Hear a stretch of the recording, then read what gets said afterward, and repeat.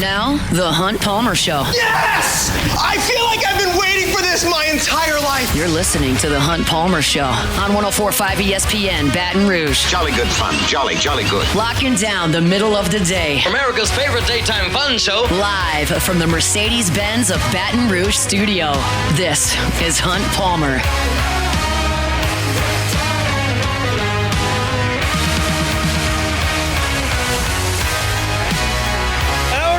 Thursday edition of the Hunt Palmer Show, working towards the weekend. 104.5 ESPN Baton Rouge. Appreciate you hanging out with us. Fired up to be back after 3 days away. Shout out to Taylor Sharp and the whole gang for holding it down here from 1 to 3 over the last few days as we've gotten things resettled back at the Palmer house. So fired up to be with you and certainly be back tomorrow, getting you ready for an SEC weekend in baseball. Speaking of baseball, let's start hour number 2 with baseball. We'll talk to Chris Blair coming up in 15 minutes. SEC baseball power rankings coming up at 2:30. But Jay Johnson was on with the morning show off the bench this morning, and they covered a variety of topics as SEC play is finally upon us. And Jay talked about kind of getting everything ready for league play. It's very, very difficult. And obviously last year, LSU got off to a tough start there at 3-12 in the SEC. And you got to do a little bit better than that through the first 15 this time around. And one of the pieces to that puzzle is going to be William Schmidt. And we've talked about this at length. And I told you entering the game, well, I didn't tell you that because I wasn't, that's incorrect. I wasn't here. I wrote it for LouisianaSports.net. Entering the game on Tuesday, I thought, look, I know that William Schmidt and Connor Ware have started the last few midweek games. LSU was playing 5 games a week. You had a Monday game and then a Wednesday game, then for Dallas. Then you had North Dakota State on a Tuesday and a Wednesday. And Connor Ware and William Schmidt were starting those games, and they were extending to keep a multitude of guys beyond your starting rotation stretched out should you want to make a move into the starting rotation. You've got somebody that's kind of ready-made to do that, and Ware and Schmidt were great candidates for that. And I said and wrote before Tuesday's game, like, I don't expect to see William Schmidt and Connor Ware going deep into this game. I don't know who's going to start. One of them probably will. I don't think you're going to see 70, 75 pitches like they've been working them up to, because there's no reason, in my estimation, to burn a potential bullpen helper on the weekend on a Tuesday or in some cases a Wednesday against an in-state team. I just don't see that as a reasonable thing to do, not even against Xavier, who's not an in-state team. And we saw that. William Schmidt went out there and got through his 1 inning and sat down. Connor Ware went out there, and it was a little bit iffy, but essentially got his work done, got 2 outs, should have been 4 outs, and sat down. And now you've got your entire bullpen ready to roll on the weekend. And so Jacob Hester talked about William Schmidt, what he's seen from him, and asked Jay Johnson kind of what Schmidt's role could be moving forward. And Jay Johnson did not mince words about what he thinks about his freshman pitcher and what his role is going to be moving forward in league play. So I'm excited about William, and yeah, I think his days of throwing on any Tuesday are probably over for the rest of his career here. So you hear that. His days of throwing on any Tuesday are over for the rest of his career here. Now, I don't take that literally. Some of you may, and it may be true. William Schmidt may never throw a pitch on Tuesday from here on out. Alex Lang certainly didn't. But Alex Lang was in the rotation for his entire time. So was Jared Poche. I didn't take that as William Schmidt will never pick up a baseball on Tuesdays. He's going to go to the park in his lace-up tennis shoes on Tuesdays. I took that as William Schmidt's ready to pitch. He's ready to get Missouri out. He's ready to get Arkansas out. He's ready to get Texas out. He's ready to get Tennessee out. So we're not going to use him on Tuesdays for 70 pitches and sit him until the next Tuesday. That's what I took it as. I did not take it literally. I took it as he's not developing as a 4th starter. And that's something that I mentioned 2 weeks ago. For a long time, I kind of hoped that LSU would have 3 weekend starters and then a Tuesday starter. And so you've got 3 guys that you feel really good about handing the ball on the weekend, and then you've got a 4th starter ready for Tuesday. That gives you another guy in the SEC tournament if you need it. That certainly gives you a guy who's been seasoned as a starter if you need him in a regional or in Omaha if you get in the loser's bracket. And I thought that makes a lot of sense. That's something I hope LSU can work towards. And the fact of the matter is they never do. Because you don't have, on any college baseball team, a 4th starter who's good enough where you feel like you can hand them the ball in Omaha to go 6 innings that can't help you in the bullpen against Texas A&M. That guy doesn't exist. Unless you've got a pitching staff that's 11 deep of studs, that guy doesn't exist. You don't have enough arms on a given college baseball team to have that luxury. Where, all right, I got my 3 guys on the weekend. You're throwing 102 pitches on Tuesdays because I've got 6 guys stocked away. They're going to help me Friday, Saturday, and Sunday get the outs I need in those SEC games. No. Your best guys have to pitch on the weekend. And Cade Anderson and Anthony Ianson and Chase Shores right now are the guys who have earned those weekend spots. But LSU's LSU's bullpen come tomorrow becomes exponentially stronger when you add William Schmidt and Connor Ware into that bullpen on the weekends. Those guys have been starting in the midweek. They haven't been available, really, for the weekend.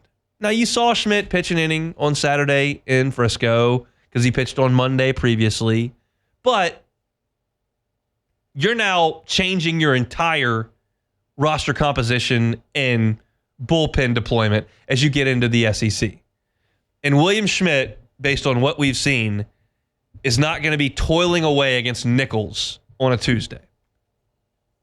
And that's the confidence that Jay Johnson's got in him. And I fully endorse that. I think right now, tomorrow, Friday against Missouri. Now, Missouri's not exactly Tennessee, but it is a league game. And all those count the same. I think tomorrow, if Cade Anderson's got to come out with 2 outs in the 6th inning in a 2-run game with 2 guys on base, that Connor Benj is probably that guy. And I think if LSU plays into the 9th inning of Friday or Saturday with a 1 or 2-run lead, they're going to go to the fireball and freshman Kason Evans. But to me, after Zach Cowan, who Jay Johnson really, really trusts in, I think William Schmidt is next.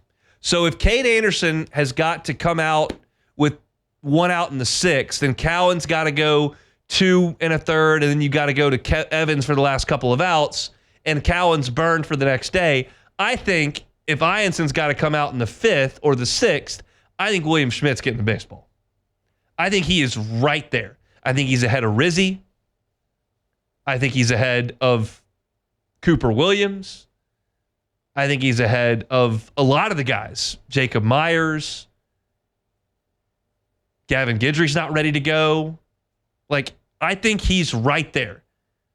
I think it's the starters who have their spot solidified. I think it's Benj in dirty innings and Cowan for some length.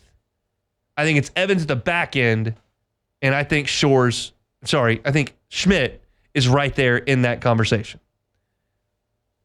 And if he has to go to the point on Saturday or Sunday, if he's got to go 45, 50 pitches because you need some length out of him, which he can give you because he got up to 70 in his midweek starts, then he's not going to be able to pitch on Tuesday, and that's fine. But if you don't use him, or maybe he just throws 8 pitches on Friday and that's it, then yeah, on Tuesday, you play UNO on Tuesday, start him, give him an inning. That's great. That doesn't mean he's never going to pitch on Tuesday again. That means we're going to use him in the spots that really matter. And I could include Connor Ware in this, although he's probably not quite as high on the confidence list based on his last 2 outings. But I think Schmidt has moved up. Now, he's got to work on his command. He still gets a little loose with that. But, man, is the stuff good. And it's just going to get better and better as he continues to climb up on that mound.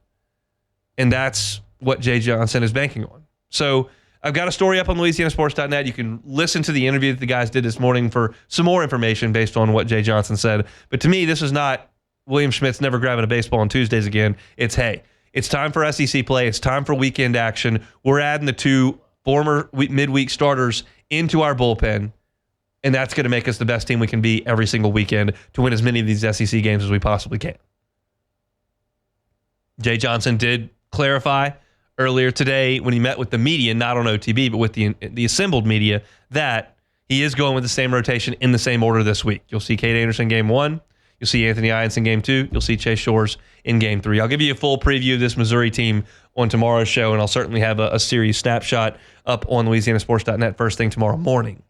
But LSU is in good position here, and they got to get off to a good start to put the math in their favor. The math was so far out of your favor last year, through 2 weeks, through 3 weeks, through 4 weeks, through 5 weeks. You've got to get out in front of that this year, and that starts with Missouri. We'll see what LSU does in terms of game time. It would not surprise me at all if there are earnest discussions going on about when they want to play these games. We know that there is inclement weather headed for us this weekend, a matter of when it gets here. They've already moved the St. Patrick's Day parade to Sunday, and all that stuff is being talked about as far as the city goes. You would think that LSU and Missouri are in those talks as well. If we hear anything, we'll let you know. Also, very much encourage you, if you'd like to be updated when there is a time change with baseball, download our 104.5 ESPN mobile app. If you download that app, you will get notifications from LouisianaSports.net when breaking news happens. I promise we don't send 3 of these a day. If the Saints sign Tyrann Mathieu, we will send you a notification. If LSU baseball gets moved from 6:30 p.m. to 2 p.m., we'll send you that notification. If LSU gets a 5-star commitment, we'll send you that notification. So if you want that kind of information, download the 104.5 ESPN app, enable your notifications, and we'll get you caught up whenever there is a schedule change or anything that's breaking news with LSU or the Saints. That's a look at some baseball here as we get ready for LSU and Missouri over the weekend, starting tomorrow at 6:30. Scheduled first pitch. We'll take a time out, come back and talk with Chris Blair. He was up in Nashville not over the weekend, last night, watching LSU's basketball season come to a close. And that means he'll be for LSU and Missouri baseball all 3 games this weekend because basketball is in the rearview mirror. So we'll talk about all that with Chris when we come back. The Hunt Palmer Show.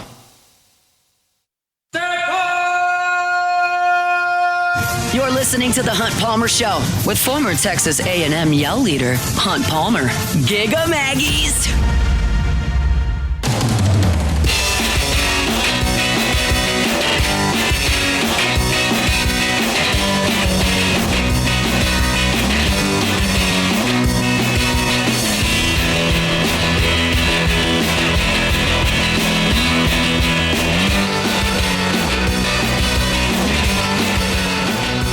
Chugging along here, Thursday edition of the Hunt Palmer Show. If you missed this, very much the news of the day in certainly the college basketball world.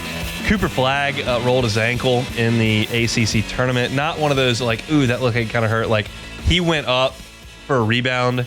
He came down on the floor and really rolled his ankle. And I mean, he collapsed to the floor. I tweeted this out. I saw somebody put on a tweet the video of it happening, and you can see Flagg goes up for the rebound. He comes down. He very clearly rolls his ankle and collapses, and he's not getting up. And John Shire walks about 4 steps toward Flagg, close to the bench. So he's like 20 feet away from Flagg, who's on the ground, and he just puts his hands on his knees and like bends over. And it's like, oh God, like, I don't care if we beat Georgia Tech. I don't care if we win the ACC tournament. I just need the best player in the country ready to go in 7 days. And now Cooper Flagg was carried off the floor. He was wheeled out of the building on a wheelchair. Now, the x-rays were negative for Cooper Flagg, and I'm sure he'll rehab that thing like crazy, and Duke's not going to need him next Thursday or Friday. The earliest they would need him is Saturday or Sunday of next week. And I'm sure he'll give it a try. But it's just not ideal at all to have the best player in the country go up and have that happen. Like, yeah, brutal. It's not. And now I wonder, are the powers that be going to potentially give Duke a lower seed as the college football playoff committee did to Florida State? They did include them. But there was no chance Jordan Travis could play. Yeah, that's true. Cooper Flagg has a rolled ankle, and he's gonna ice that thing like crazy. Yeah. They'll stem it, and he'll go out there with a banged up ankle. The question is, like, how aggressive does John Shire want to get with rest? Yeah. Like, do you want to go out there against a 9 seed or an 8 seed on next Saturday or Sunday and try to do it without Flagg? Like, they'll probably win, but if you can get him that extra 5 days, it would be helpful. It is March though, Hunt. Duke are known to have some upsets in the Did you just soccer me there? Tournament. Duke are known to. That was very soccer for you with your tense there. Well, sorry, but I never. You got never soccer even on the considered brain? it. Yeah, I do. Look, anything can happen. Duke's really good, and I can promise you there are some folks in Gainesville, Florida, Auburn, Alabama, Tuscaloosa, Alabama, Knoxville, Tennessee, Lexington, Kentucky that took note of Cooper Flagg going down today and are like, that's interesting. But we'll see. It's not a fracture of any kind. He didn't tear his ACL. He rolled his ankle really bad, and that can really hurt. I don't know if it's a high ankle sprain or not. He'll play at some point in the NCAA tournament. It's just a matter of how effective he can be and when they put him out there. So that's the news of the day in college basketball. I'll just go ahead and talk a little bit about this. We're trying to catch up with the Chris Blair. They may be traveling. I didn't reach out to Chris a little bit earlier. They were usually after an SEC road game, you immediately fly home. You go to the airport, you fly home. LSU's paying for that travel, whatever. I'm not sure if the SEC may be paying for this travel and you've got the night after you play a night game. LSU didn't get off the floor until 8:15 last night. Maybe you get to spend the night at the hotel, get up, have a nice breakfast, and have your team meeting one last time and then fly home and go your separate ways. And so maybe they haven't gotten back. So I'm not sure what the travel's like for LSU, but we're looking to catch up with Chris Blair and we haven't.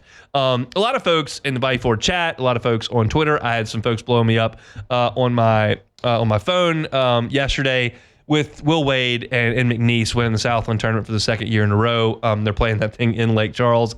They beat Lamar, which, by the way, if you're looking in your Southland tournament, you're trying to sell tickets, having the home team in McNeese there and then Lamar from Beaumont an hour away, that's about as good as you can do regionally. That would be like Tennessee and Kentucky playing in Nashville for the win, or Georgia and Auburn playing in Atlanta. It's a good deal for them. But Will Wade, for the second straight year, wins the Southland Conference tournament. I talked about this a little bit earlier. I think it was like 2 weeks ago when we had this discussion, and I'll bring it back. But there's I feel like 90% of the LSU basketball fan base wants Will Wade to come back. It's like, give me Will Wade back. Oh, well, yeah, of course. Why wouldn't you want him back? It's like 90%. And I just want to point out a couple things. There's no chance?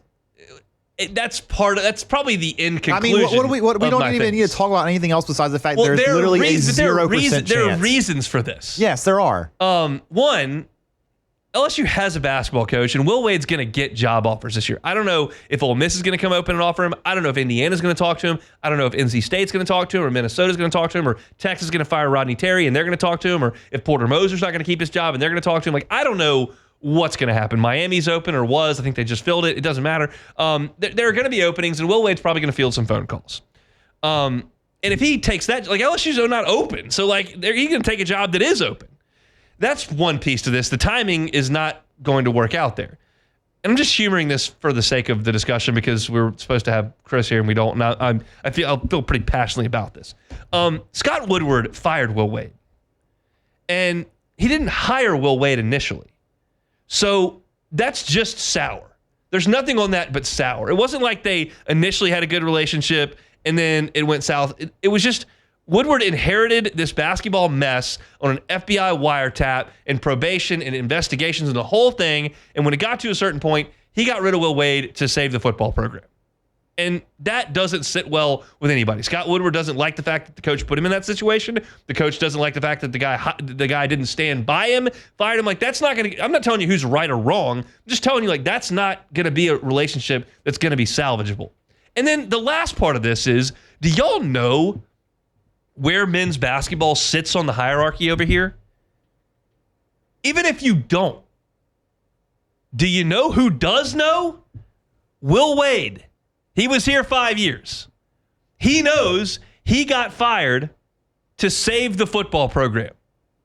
He knows baseball is a monster over here and that people will take any sort of chance to take themselves away from basketball to go talk about baseball. By the way, you know who's down the hall in the women's athletic program, in the basketball program? Pretty big personality. Demands a lot of things. Has folks that are going to spend NIL money on her players. LSU's men's basketball program is by far, the third biggest draw in that building. Third. Do you think Will Wade is in a hurry to get back to that spot on the totem pole? I know in the 80s it was rocking and rolling. I know Will Wade won the league here. I know if it's purple and gold that people will cheer for it in Baton Rouge, and that it is possible to raise men's basketball above gymnastics and above women's basketball. I know that's possible. But wouldn't you want to go for a spot you don't have to fight up that pecking order? You don't have to beg and plead for some resources to be sent towards the basketball program? I know this for sure. Will Wade begged for stuff over there. When he got to LSU, they had a brand new practice facility. There's no coach's office in it. Like, men's basketball is just not thought of here the way it is at a lot of other places. I'm not saying it can never change, but why would Will Wade, with options, want to come back to a spot that he knows is going to treat football like the king, has a lot of resources tied into baseball and cares a lot about that, has a women's basketball coach that is going to demand things are done her way? Like, that's not attractive, and he knows it. So you've got an AD who fired the guy and didn't like it in the first place. Those two guys have only had that real interaction. You've got a coach that knows where, like, what are we talking about here? Just because things went really well with Naz Reid and Tremont Waters and Emmett Williams in 2019, that this is just going to be some easy reunion here? Like, that the conversation shouldn't even be had. And trust me, the irony of me actually having the conversation with myself on the radio is not lost. But I do sense that my job is to speak to the fan base and to talk about things that the fan base finds interesting. And this is not like, oh, it's just on Tiger Droppings. It's not like, oh, it's just on the Bayou Ford chat. Oh, it's on my text line. I got it yesterday when McNeese won the tournament. Why can't we just get that guy back? Well, it's just, there's 20 reasons why you can't do it. And so I would not have the conversation because I don't think it's worth the time. No, it's not. But again, we're serving an audience here that they're seeing McNeese win. They see LSU go out an hour later and lose by 30 to a team that just went by 8-10 in the league. So there you go. That brings it all back.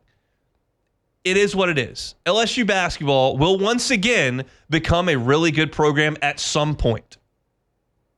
I don't know if it's next year. I don't know if it's 5 years. I don't know if it's 10 years. It's cyclical here.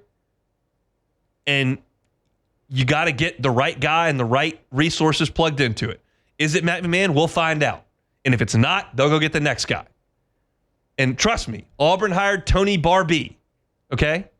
It sucked. I've seen Alabama with Avery Johnson. It's not any good. I've seen Mike White at Florida. Not real good.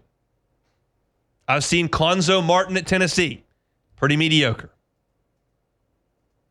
So it's just cyclical in that way. And there's no doubt that LSU's got to be a lot better than they have been. But this dream that you're just going to put the pieces back together from what was an incredible 3-year run relative to the other 20-plus years of preceding it with LSU basketball, it's just not worth the conversation. So if you're someone who's clinging to this, just let it go. Just drop it. It's just not there.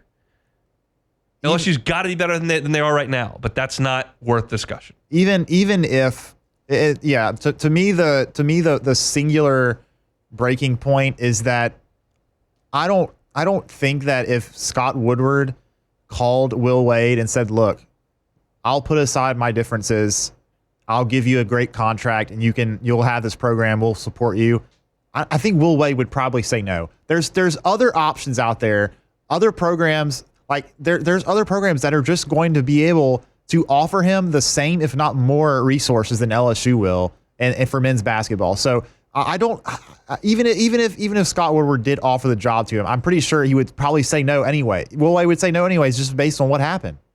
It's men's basketball at LSU is a hard job. It is. I mean, even if Will Wade, even if he stayed, even if none of the FBIs have ever happened, and he had this team playing well, they're in the tournament every year, and the Indiana job came available, you think he wouldn't leave to go to Indiana? Of course he would. Probably. I do think, I know Will, I don't know him great. I think he prioritizes the Southeast. Now, Indiana is a blue blood. That's what I'm saying. It's not that far out of the Southeast. I mean, it's not like he's taking the job at Minnesota. So it's not like that. Or you think like if when Cal left, if he was still here, you think he wouldn't take the Kentucky job? Yeah. I mean, come on, what are we talking about here? It was fun. I'll put all the cards on the table here. I could reasonably connect dots between Will Wade's emergence as the LSU basketball coach and my spot on this show, because I was out of sports completely. I was doing nothing but selling insurance, and I was talking to Matt after a couple drinks, and he said, you should do a daily LSU basketball podcast. And I said yes, like that was a stupid idea to say yes. But that was the year they won the league, and I did it every day before work. And I stayed, quote unquote, and I use air quotes there, but like involved / relevant, like whatever. I was around. And that gave me the leg to go on the show in the morning. Then Hester launched, and I went on with him at night. And like, it kept me around. And here we are. I've got a show now. Like I loved when LSU basketball was great, but trying to just immediately mend that fence and put it right back together, that ship has sailed. If you want LSU basketball to be good, option number one is pumping some money behind Matt McMahon and seeing what he can do with a roster that has some dudes on it next year. And then if that's not the answer, then you got to find the next guy.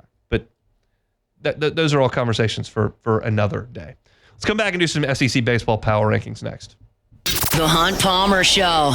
Genesis of Baton Rouge. GenesisofBatonRouge.com. Every single car in the Genesis line, from the entry level to the highest model, came with the same safety features. They just don't cut corners on safety at Genesis. So if that is number one on your list, then hey, give Genesis a look. It's a luxury brand of vehicles with phenomenal safety ratings. They were all given the IIHA top safety pick. Some were top safety picks plus. They're incredibly stylish. They're incredibly comfortable. They've got all the bells and whistles that you could want. Get behind the wheel. Go see them at Airline at Piku. They're right across from Women's Hospital. Get behind the wheel. Let one of their brand ambassadors show you the ropes. You don't even have to go to the dealership to do it. They can come to you at the office at home and test it out. You maybe never been behind the wheel of a Genesis. This could be the time that you do it and get in one forever. It's Genesis of Baton Rouge. You can find the entirety of their line at GenesisofBatonRouge.com. You're listening to The Hunt Palmer Show, hosted by the Goo Goo Dolls' #1 fan, Hunt Palmer.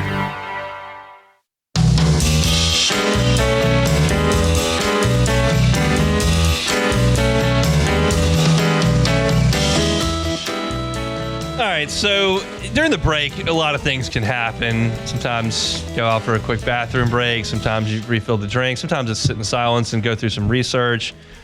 Beck is boisterously cheering back there behind the buttons. And I'm going, well, who are you watching? Like sometimes he's got a soccer team that he pulls for, whatever. He says he's watching the Ohio Bobcats. So I go, okay, well, clearly, like this is one of the biggest betting weeks of the year. Clearly, he's bet Ohio. Beck, you have not bet Ohio. I've not. Why are you yelling about Ohio basketball calling for a travel? Because I am a fan of the Ohio Bobcats. That's incorrect. You're not a fan of the... It's not. No, it's not. How can you tell me if I'm a fan or not, Hunt? Because you have no connection to the Ohio Bobcats. I don't, except I do because... You don't? I do. Give me the connection. The connection is, when I was young, when I was a kid, I used to play college football. Define NCAA, kid. Define kid. Like in middle school. I used to play... so when you were 12... Maybe like 13 or 14. When you were 13... Yes. You did what? I played NCAA college football. Like you did. You did. Did you play it? Yes, of course. Did you ever used to like do a dynasty with anybody besides LSU? All the time. Would start with ULM or East or Western Kentucky. Yes. So for some reason, I thought that Ohio would be a good team to choose because they were like kind of middle of the pack or whatever. And so I did that. And I just became a fan of them. I just decided if I'm going to use them in this game, maybe I'll actually follow their football team and their basketball team. That's insane. Well, that's what it is, Hunt. So how old are you right now? Like 27 or something? 28. 28. So 15 years ago, you played a video game, and now you're yelling for travels at work? Okay, no, but I still. It's not like I just used them when I was 14 and never. Who is Ohio's basketball coach? Oh my gosh, he's been there for a long time. I forgot his name. I'll tell you this though. He's an institution there. Yeah, he is. First of all, Mark Sears at Alabama from Ohio. Correct. Played for the Bobcats. Really good player. And where is the University of Ohio? It's in Athens. Okay, that's right. And they've had the basketball team made it to the tournament a couple of years ago, and I think they won their first game. At least I don't remember if they won. They might have won 2 games. Maybe so. I'll ask a fan. We'll get a fan on the horn. I am a fan. You're not. You don't know if they won a game. No, they 100% did. 20 years. They absolutely did win a game. You don't know anything about Ohio. You cannot be yelling for travel back there. This is preposterous. The football team really have been really good. They won the MAC championship last year. Is Jimmy Burrows still there? No, he's not. Then you're out on Ohio. He's out. What are you talking about? He's gone. I know, so you can't pull for him. There's no connection. I didn't know that there was a rule, Hunt. Sorry. Got people calling me out for being a Bengals fan. Joe Burrow's the quarterback for the Bengals, and Jamar Chase is the wide receiver. Bengals fan. Me. Ohio. I can't keep up with how many teams you have. We've got Ohio. I don't care about any other college teams. It's just them and LSU. I can't, it doesn't compute. I can't get there. Okay, that's fine. I can't get there with the Bobcats. Sorry. Just play it's power rankings time. Hunt's SEC Power Rankings. The Tennessee Volunteers. I still think the Vols are the best team in the country. Levi Clark is a freshman for them. He's just out of this world. He's been better than Derek Curiel, and that is no slight to Derek Curiel. He's hitting .488. His on-base percentage is .610. He's got 6 homers, only struck out 9 times. We'll see what the Vols have against Florida, by the way, speaking of Florida. The Florida Gators. They're number 2. They won against number 5 Florida State in the midweek 7-2 on Tuesday. Liam Peterson, Liam Doyle, must-see TV tomorrow night from Lindsey Nelson. I think the best 2 teams in the SEC. We will find out. Maybe one of them is an imposter. I've got my thoughts on both. I think they're very good. The LSU Tigers. I like where LSU is right now. I think they've got a really, really balanced offense that's clicking on all cylinders. I trust Cade Anderson. I think the depth is going to help on the pitching staff on the back end. I think LSU is in good shape. I've got them 3rd. The Arkansas Razorbacks. Hogs are 15-1. By the way, we talked about their offense was not performing early on. It's warmed up a little bit. I get the competition hasn't been fantastic, but they've scored 110 runs in the last 10 games. That's 11 runs per game. The 2 Aloys have been great. Brett Iredale has been awesome. They've got 20 combined home runs. Arkansas is playing pretty well. I got them at 4. The Georgia Bulldogs. Look at Wes Johnson's team, 19-1. Rylan Zaborski has 10 homers. Robbie Burnett has 9 homers. And Burnett's got 10 steals to go with that. I don't know about the top of the rotation. JT Quinn is a cast-off from Ole Miss. Charlie Goldstein, they've both been okay. Bats have been good. They're 19-1. That's pretty good. I got Georgia at number 5. Texas A&M! I'm not giving up on A&M. I got a feeling they're going to win a lot of league games. Why? Jace Laviolette is hitting .241. That's not going to continue. He struck out 16 times. Hayden Schott's hitting .241. That's not going to continue. Gavin Cash was a freak at Texas Tech a couple of years ago. He's hitting .250 with 2 homers. And then they got the worst fielding percentage of the SEC. I think A&M's going to hit. I think they're going to be better than they have been right now. I've still got them at number 6. The Texas Longhorns. Horns are 14-1, and they've won 14 straight after losing on opening day. They lost 4-3 to Louisville. They've won every game since. Look, I think in the last in 15 games, 22 homers, 22 steals, balanced offense. Got 5 players with an OPS over 1,000. Their pitching's still a question mark, but I think Texas is pretty talented offensively. I've got them at number 7.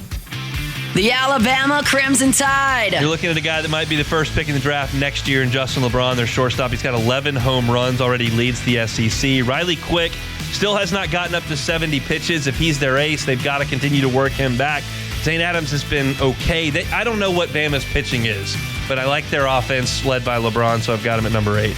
The Ole Miss Rebels. Rebs are up a couple spots from last week, even though they lost South Alabama on Tuesday.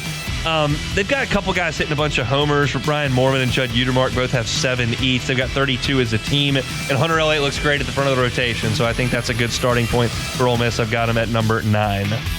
The Oklahoma Sooners. Sooners have been good despite a tough setback against Dallas Baptist in the midweek. Last week, they crushed Louisiana Tech in the midweek. This past week, Kyson Witherspoon is a top 5 ace in the SEC to me. He's got 40 strikeouts and 5 walks in 23 innings pitched. He has not given up an earned run in the last 2 weeks. He's been very good. I think Oklahoma has a solid team. Not great, but solid. I've got him at number 10. The Kentucky Wildcats. Weird weekend for Kentucky over the weekend. They won a slugfest against Wofford, then they lost a game to Wofford, then they beat Wofford 2-1 in the rubber game. Again, a talent issue I've got with them, but they do win a lot of games. They're 13-2, so I've got them at number 11. The Vanderbilt Commodores. We talked to Joe Healy about this in his segment back in hour number 1. Vanderbilt's just not uber talented. After what I saw from Xavier on Tuesday, I didn't like the fact that Vanderbilt only scored 10 total runs in 2 games against them at the back end, especially when you didn't hit against UConn or Southern Cal. Only got 11 home runs on the season, just not a real offensive team, and they don't have a true ace. So I don't love what I'm seeing for Vanderbilt. I got them at 12. The Mississippi State Bulldogs. I've got Mississippi State as kind of the top of the bottom here. That's because they've got a good ace in Pico Cone, and then Ace Reese has been awesome offensively. They got a couple other guys that are swinging the bat, so not great at 13-4. Lost some midweek games, some good teams, but they're better than the teams I've got down the line here. So I got State there at 13. The Auburn Tigers. Auburn's got some injury issues. Ike Irish left the game last week. Cade Fisher's been up and down. They're leaning on Sam Dutton early. It's patchwork right now. They could get healthier. They're going to need to, but I've got Auburn down towards the bottom of the league at 14. The South Carolina Gamecocks. Just don't love South Carolina. I don't think their pitching is super talented, and after Petrie, I don't know where they're going to find a ton of offense. They're beating up on some really bad teams right now, but I think they're in for a rude awakening in the first 3 weeks of league play. So we'll see from South Carolina. Got them at 15. The Missouri Tigers. And you'll see Missouri here with LSU over the weekend. I've got them at 16. They're 8-8. They can't win series against Evansville. Can't win a series against, who was it? Binghamton was a team they couldn't beat in a series as well. So not great for Missouri. Garrett Jackson. We'll see them in the box this weekend. Hopefully they leave town 0-3 in league play. That's your look at the SEC baseball power rankings. Again, we'll roll through them. Tennessee, Florida, LSU, 1, 2, 3. Arkansas, Georgia, and A&M. They're at the top at 4, 5, and 6. Texas and Alabama are 7 and 8. Ole Miss at 9. Oklahoma at 10. Kentucky's at 11. Vanderbilt in the 12 spot there, which is odd to say. And you got Mississippi State at 13. Auburn at 14. South Carolina 15. Mizzou at 16. Beck, is LSU going to sweep Missouri this week? Yes. That'd be good. I would like that a lot. We'll come back and close it out with some Take It or Leave It on the Hunt Palmer Show. The Hunt Palmer Show. Audio Video Security Solutions, AVSSLA.com is that website. One of the things I have to do now in our home is go down the hall at midnight, 1 o'clock, or 2 o'clock to do a feeding of the youngster. And at times that can maybe set off a motion detector that we've got in the house. We've got to make sure that everything is on the quiet at that time of night. And we've got right there on the keypad an ability to turn down the volume so it doesn't make noise if and when the alarm could go off. That's all based on what Audio Video Security Solutions put in our house. It's all so easy to use. You can use it from the tip of your finger there with the app. And certainly we've got 2 keypads in the house at the door and in our bedroom. And it's all thanks to the folks at Audio Video Security Solutions. Mitchell Fisher and his team are fantastic to work with. The installation was seamless for us, and the service after the sale has been great as well. Here's Mitchell's cell phone. This is the point person you'll be dealing with. He's the owner of the company. It's 225-439-7920. Again, 225-439-7920. Give them a call for your security, for your video system, home entertainment system, all the audio in your home as well. They can handle it all. It's Audio Video Security Solutions online at avssla.com. This is the Hunt Palmer Show on 104.5 ESPN, Baton Rouge.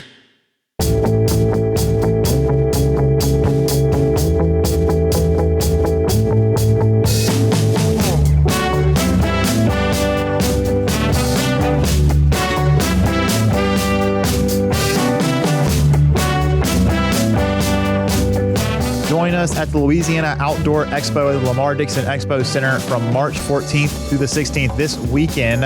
Head over to the front or back booth and register for your chance to win a U10 New Canoe, a compact, versatile kayak perfect for fishing and hunting adventures.